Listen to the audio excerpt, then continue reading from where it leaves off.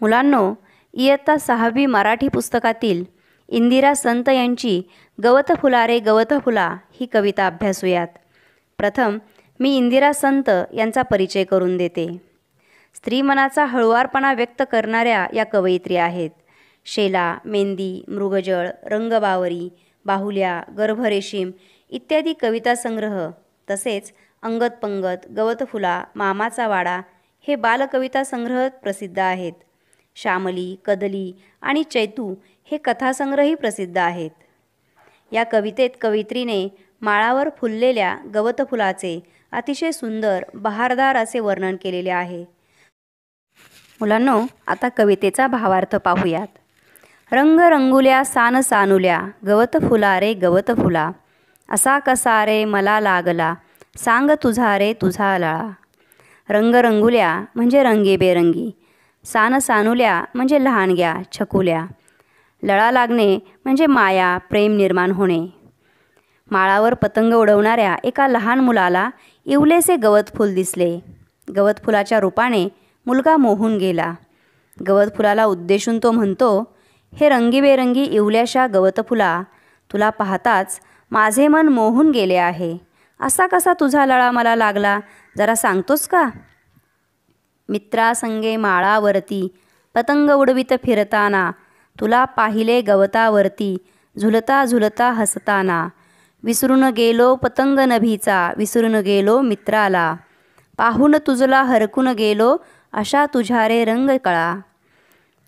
झुलता झुलता म्हणजे डोलताना, नभीचा म्हणजे नभातील आकाशातील, तुझला म्हणजे तुला, हरकून गेलो म्हणजे आनंदी झालो,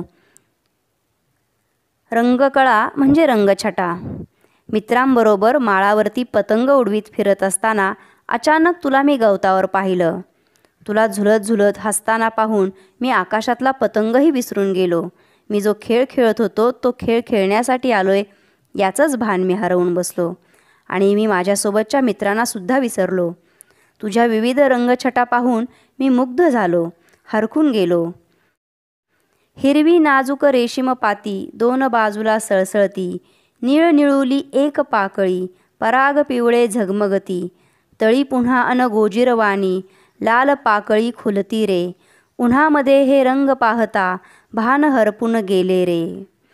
रेशीम पाती म्हणजे पानं, म्हणजे पाती म्हणजे पानं, रेशीम म्हणजे अतिशय नाजूक अशी, पराग म्हणजे फुलातील केसर, निळ निळुली म्हणजे निळ्या रंगाची, तळी म्हणजे अगदी तळाशी, गोजिरवाणी म्हणजे गोंडस, भान हरपून जाणे म्हणजे दंग होणे, मग्न होणे, कशाचीही जाणीव न उरणे. हे गवत फुला तुझ्या दोन्ही बाजूंना हिरवीशी नाजूक रेशमासारखी तलम पाती आहेत. निळी निळीशी एक पाकळी व त्यामधून चमचमणारे पिवळे पराग आहेत. तुझ्या तळाला पुन्हा एक गोजिरवाणी लाल पाकळी फुलली आहे. उन्हामध्ये झगमगणारे तुझे हे रंग पाहून माझे भान हरपून गेले आहे. मी तुझ्या रूपाने दंग झालो आहे. वारा घेऊन रूप सानुले, खेळ खेळतो झोपाळा, रात्र ही इवली होऊन म्हणते अंगाईचे गीत तुला. मलाही वाटे लहान होऊन, तुझ्याहूनही लहान रे, तुझ्या संगती सदा राहावे, विसरुनी शाळा घर सारे. सानुले म्हणजे छोटेसे, झोपाळा म्हणजे झुला, इवली म्हणजे छोटीशी, अंगाई गीत म्हणजे बाळाला झोप यावी म्हणून आई जे गाणं म्हणत असते त्याला अंगाई गीत असं म्हणतात. संगती म्हणजे सोबत, तुझ्या संगती म्हणजे तुझ्यासोबत, सदा म्हणजे नेहमी. तुझे इवलेसे रूप घेऊन स्वतः वाराही लहान झाला. तुझ्याबरोबर तो झुला झुलवण्याचा खेळ खेळू लागला.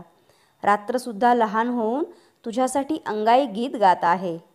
मलाही तुझ्यापेक्षा लहान होऊन घर शाळा सगळे सगळे विसरून फक्त तुझ्यासोबत राहावंसं वाटतंय. तुझी गोजिरी शिकून भाषा, गोष्टी तुझला सांगाव्या, तुझे शिकावे खेळ आणखी, जादू तुझला शिकवाव्या. आभाळाशी हट्ट करावा, खाऊ खावा तुझ्या सवे, तुझे घालुनी रंगीत कपडे, फुलपाखरा फसवावे. गोजिरी म्हणजे गोड, तुझला म्हणजे तुला, हट्ट करावा म्हणजे आग्रह करावा, तुझ्या सवे म्हणजे तुझ्यासोबत. हे गवत फुला मला असे वाटते की तुझ्या चिमुकल्या गोजिऱ्या बोलांची भाषा शिकून तुला खूप खूप गोष्टी सांगाव्यात. तुझे सगळे खेळ मी शिकावे आणि मला येणाऱ्या जादूच्या गोष्टी तुला शिकवाव्यात. आकाशाकडे हट्ट करावा, तुझ्यासोबत खाऊ खावा, तुझे रंगीत कपडे घालून तुझ्यासारखं इतकं दिसावं की फुलपाखरांची फसगत व्हावी आणि फुलपाखराने मला पाहून तूच समजून फसावं, असं इथे या छोट्याशा मुलाला वाटतंय. मुलांनो, माळावरचं हे छोटंसं फूल पाहून हा छोटासा मुलगा हरखून गेला आहे, भान हरपला आहे. त्याचबरोबर त्याला शाळा घर सगळं विसरावंसं वाटतंय आणि शेवटी शेवटी तर स्वतः फुलासारखं दिसावं आणि फुलपाखरालाही फसवावं असं वाटत आहे.